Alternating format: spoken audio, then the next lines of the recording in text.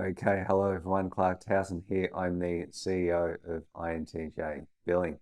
In today's video, I'd like to discuss an event that happened yesterday in my home country of Australia. So on the news, I saw that there was a Chinese money laundering ring that has been stopped. Apparently it's the um, biggest raid, biggest work that the Australian Federal Police have worked on, have achieved. Now, this Chinese money laundering ring that they've stopped is allegedly moving $10 billion of dirty money offshore. And they amassed a stunning, truly stunning property portfolio in Australia and were planning to create their own suburb in Sydney. It's not their own development, it's their own suburb. It's just incredible. Now, these people were gangsters acting and working as bankers, underground bankers. And they were arrested in multi-million-dollar Sydney homes. Now, these money men were apparently money men for Chinese mafia and international drug cartels. So they were in effect operating an underground bank outside the licensed and traditional financial industry, an underground bank with branches all around the world, right? It's part of a syndicate they were involved in. And they were shifting money for organized crime groups. The property portfolio was worth 150 million that just two of these men had amassed. That's 150 million of personal funds that they'd amassed as part of this work that they were doing. And the pair have a fortune, apparently, a fortune of $1 billion due to moving dirty money offshore.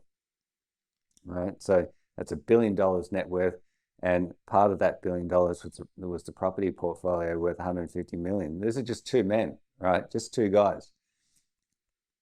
Apparently, one watch was worth more than the average Aussie earns in a lifetime. Just think about that.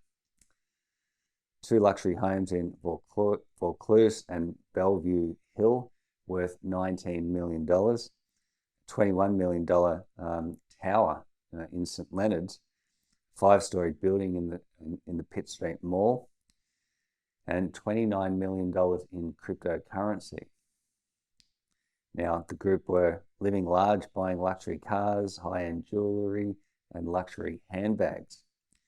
360 hectare, 40. Now, they'd purchased a 360 hectare, $47 million plot of land. That's where they were plotting to develop the new Sydney suburb. And disturbingly, it's very close to the Sydney airport.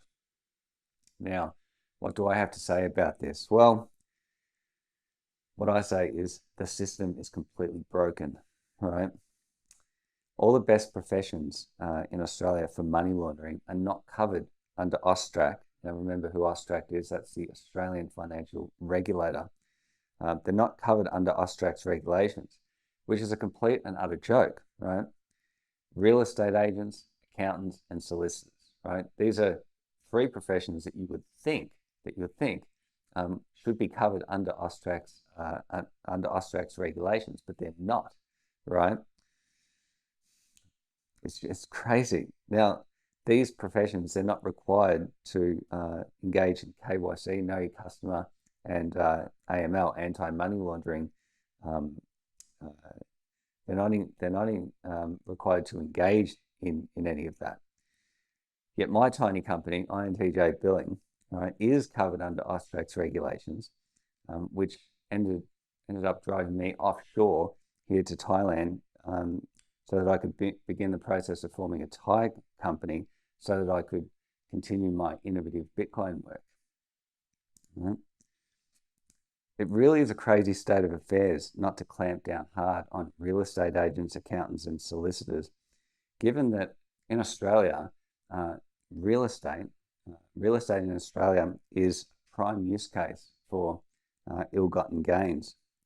And this story is an example of what criminal organizations can achieve, even though they did get caught in the end. Right? And obviously, if you don't want to attract attention, you really don't want, you don't want to be going around living large, buying luxury homes, high-end jewelry, luxury handbags, planning to build a suburb in Sydney. All this sort of stuff attracts unwanted attention, right?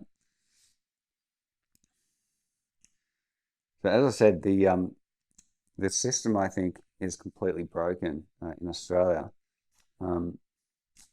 It just really makes you think.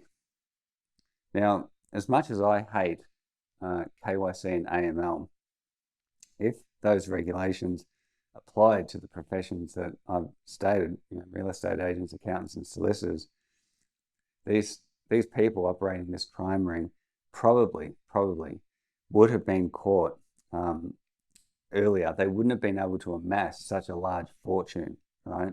Of ill-gotten gains. The authorities would have caught them earlier, probably. Now, the system is a complete slap in the face, really, if you think about it, to hardworking average Australians who are taxed a lot. High tax-paying country, Australia. If you think about this crime ring had just one watch that's worth more than the average Australian earns in a lifetime. I mean, it's crazy. $29 million in cryptocurrency as well. Now remember, Bitcoin is an open public ledger and is not, I repeat, is not suitable for money launderers. Why these guys had $29 million worth of cryptocurrency is beyond me, right? It really is beyond me. It'd have to be the worst way to launder money, given that especially with Bitcoin, given that the ledger is open and transparent. Maybe they could have been utilizing Monero, which is untraceable and would be more suitable to their use case. Now, this company that I'm running, INTJ Billing, Australian company, but I'm looking at forming, going through the process shortly of forming a Thai company, setting up both custodial and non-custodial Bitcoin wallets on the bar girls' phones and on my infrastructure. It's how I'm able to guarantee highly censorship-resistant remittance payments while still adhering to the law, right? So my company, if I do things the 100% legal way, I'll come under AML and KYC regulations. I'm doing KYC anyway, because it's not that if I didn't have to do it, I would still need to do it because of the business that I'm looking to run, right? The way that I've set things up. I need to take down the bar girls' names, their details, before setting up Bitcoin wallets on my infrastructure. That just really makes you think. Just really makes you think with what's gone on with this money laundering ring in Australia about the system. Does it work? Does KYC and AML work? Would it have worked if it was applied to real estate agents, accountants, and solicitors? Why doesn't it apply to those professions? A remittance company sending money from A to B, right? To have it apply to remittance companies, it's logical. You would think it would be logical to apply it to those professions. It really is a joke in Australia when it comes to this. I think over time what we're going to see is that KYC and AML will have to be